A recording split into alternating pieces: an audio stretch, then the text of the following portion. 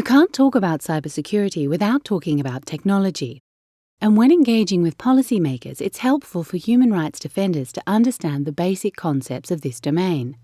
But from a technical perspective, what does security actually mean? Popular conceptions of cybersecurity often focus on securing information and its underlying infrastructure. Information is the lifeblood of cyberspace. From personal data to high-level state communication, it flows through networks in huge quantities and is stored on devices and data centers. It is subject to voluntary standards, but without a central authority and in a rapidly changing environment, these can be subject to change. In cyberspace, information is digital and intangible, but it relies on an infrastructure which is physical, from cables to servers, routers to satellite connections.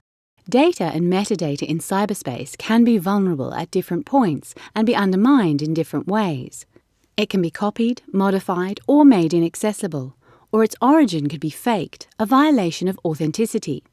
Violations of confidentiality, integrity, availability, and authenticity can have different culprits. It might be criminal activity, a deliberate shutdown by a government, or even an accident. These violations can undermine security in cyberspace, but they also impact a range of human rights, including privacy, freedom of expression, and freedom of information. The Border Gateway Protocol, or BGP, illustrates this well.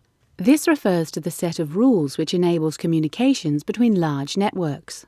Despite its central role in the functioning of the Internet, it remains vulnerable to misuse or attack. For example, in 2008, Pakistan's government ordered a local internet service provider to block YouTube in the country. Its attempts to do so resulted in a global outage of the video sharing website for 2 hours. The ISP did this by exploiting a weakness in the Border Gateway Protocol, so that all traffic trying to get to YouTube went to the ISP instead. As a result, YouTube became unavailable. Vulnerabilities in the BGP routes can also be manipulated to intercept internet traffic. Man-in-the-middle attacks work by redirecting large quantities of traffic to an unauthorized router. If the data is unencrypted, those controlling the router can then monitor or tamper with it before sending it on its way, without the owner of the data knowing anything has happened. This undermines the principles of integrity and confidentiality. But just as you can undermine these principles, you can also preserve and strengthen them. At the Internet Engineering Task Force, measures are under discussion to address weaknesses in BGP. If finalized, they could help make sure data goes to and originates in the right places and identify whether data is traveling on the right routes.